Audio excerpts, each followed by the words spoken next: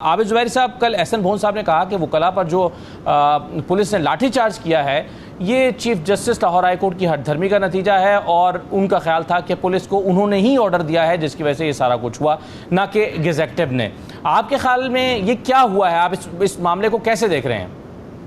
बिस्मिल्लाहिर्रहमानिर्रहीम।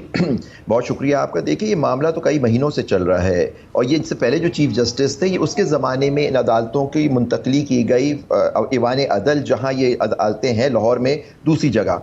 और ये बहुत अरसे से डिमांड थी वकला तंजीमों की, वकला एसोसिएशंस की, कि जी इनको वापस ईवान अदल में मुंतकिल किया जाए। इस पर अब ये नए चीफ जस्टिस तो अभी आए हैं, तो ये तो पहले से मामला था, उस वक्त नहीं हुआ। गवर्नमेंट किसकी है? इनकी PMLN की।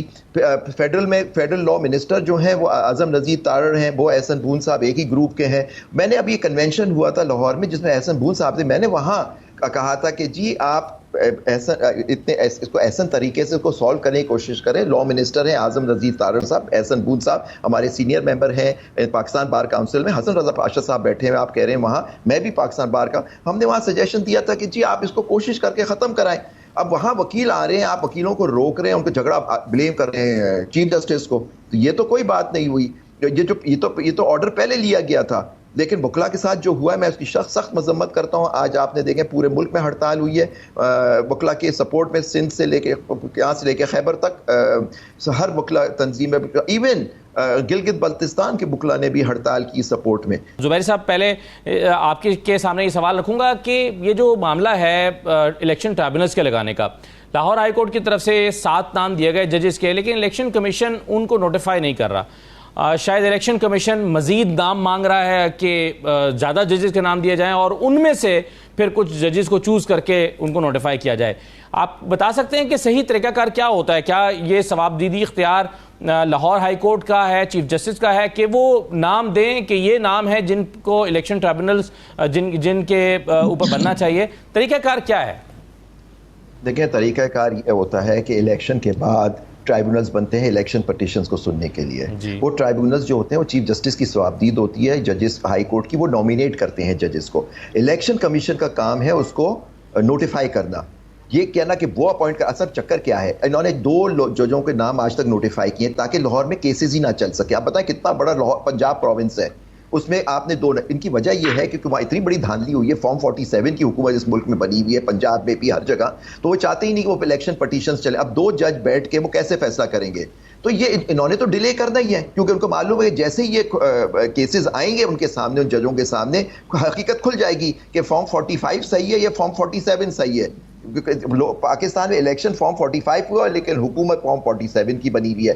तो ये बिल्कुल इन्होंने जो कर रहे हैं इलीगल काम कर रहे हैं, ये करते भी यार, इनसे एक्सपेक्ट यही कर रहे थे हम लोग कि ये नहीं करेंगे। आप बताइए, पंजाब प्रोविंस के लिए सिर्फ 2 जजों को इन्होंने नोटिफाई किया। उस जमाने के जज साहब जो थे, चीफ जस्टिस, शायद उन्होंने 2 नाम दिए थे, अब उन्होंने 7 नाम और मैंने सुना है भेज दिए। आप नोटिफाई करें, अगर आप समझते हैं वो कम है आप और मांग लीजिए, जज साहब और दे देंगे, लेकिन ये जो नाम दिए उनको नोटिफाई तो करें। आप डिले कर रहे हैं क्योंकि कोर्ट उसके अंदर इलेक्शन एक्ट के अंदर पीरियड दिया हुआ कि इतने अरसे में उन पटिशंस का फैसला करना है, आप उनको चलने ही नहीं दे रहे, और चलेंगे नहीं तो फिर नेचुरली फैसला ही नहीं होगा। फैसला नहीं होगा तो जो लोग बैठे हुए हैं इलीगल, मतलब जो इलेक्ट होके, और धांधली, इनकी इलेक्शन कमीशन की धांधली की वजह से वो आएंगे ही नहीं सामने, वो पटिशंस का फैसला ही नहीं होगा। तो ये सारा गेम ये है कि ये पंजाब में जैसे हमारे एक वकील साहब हैं, वो आज भी कह रहे हैं वो जीते हुए हैं, और लाहौर के अंदर जो हल्के हैं आप बनाए पटिशन, उनके फैसले करें। जुबैर साहब, मेरा सवाल यह है कि अब ये जो सिचुएशन बन गई है जिसमें लाहौर हाई कोर्ट ने ट्राइब्यूनल्स के लिए नाम दिए, जजेस के नाम दिए, लेकिन इलेक्शन कमीशन को नोटिफाई नहीं कर रहा। अब इस सिलसिले में अगर फर्दर इसको टेकअप करना होगा तो क्या लाहौर हाई कोर्ट ही करेगा, और क्या उसमें कंटेम्प्ट ऑफ कोर्ट हो सकती है, या ये मामला सुप्रीम कोर्ट के पास जाएगा? अब इसका सही फॉरम क्या होगा इसको नोटिफाई कराने के लिए? देखिए, सेक्शन 140 है इलेक्शन एक्ट का जो डील करता है इससे, अपॉइंटमेंट ऑफ इलेक्शन ट्राइब्यूनल्स। उसमें ये होता है, लिखा है कि इलेक्शन जो ट्राइब्यूनल है it will comprise of a person who is the जज of the high court, number 1। दूसरा होता है इन केस द कमीशन, उसमें लिखा है commission shall appoint a sitting जज as election in consultation with the chief justice of the high court concern. आप notify आपको करना है, लेकिन कंसल्टेशन, और कंसल्टेशन डिफाइंड है कि जो नाम दे देंगे आपको करना है नोटिफाई।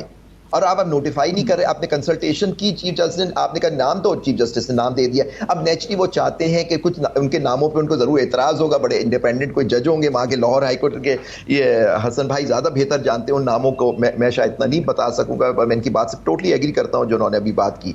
और तो उस पर उनको शायद वो नहीं चाहते होंगे वो जज साहब जो नॉमिनेट किए हैं इन्होंने चीफ जस्टिस साहब लाहौर हाई कोर्ट ने, कि उनको वो नोटिफाई करें।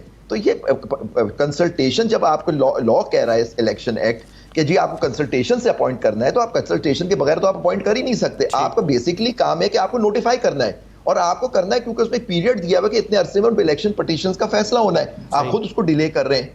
जुबैर साहब, ये लाहौर हाई कोर्ट की तरफ से अब जो नाम आते हैं, ये रिकमेंडेशन है या ये ऑर्डर है? नहीं, ऑर्डर तो नहीं होता ना, क्योंकि आप देखिए द वर्ड यूज हुआ है सेक्शन 140 में कि the election commission shall appoint a sitting जज of the high court as the election tribunal with the consultation of the chief justice. अब कंसल्टेशन डिफाइंड है हमारे जजमेंट्स में कि consultation means meaningful, that mean वो consultation is binding, जब नाम दे देंगे that it is binding on them. ये नहीं कि आपने कंसल्ट करके कहें कि फिर भी मेरी सवाबदीद है, मैं एक्सेप्ट करूं या ना करूं, इनकी कोई सवाबदीद नहीं रह जाती। और ये एक आइन का भी तकाजा है कि इलेक्शन पिटीशंस को विद इन इतने पीरियड में आपको फैसला करना है, और ये इलेक्शन एक्ट के अंदर। और तो ये आप हाई कोर्ट के मातहत तो नहीं है, ये हाई कोर्ट मातहत थोड़ी है इलेक्शन कमीशन के। जी आबिद जुबैरी साहब, जस्टिस मंसूर साहब की सबराही में 3 रुकनी बेंच ने फैसला सुनाया, उसमें पेशावर हाई कोर्ट का फैसला और इलेक्शन कमीशन का फैसला मुअत्तल किया गया।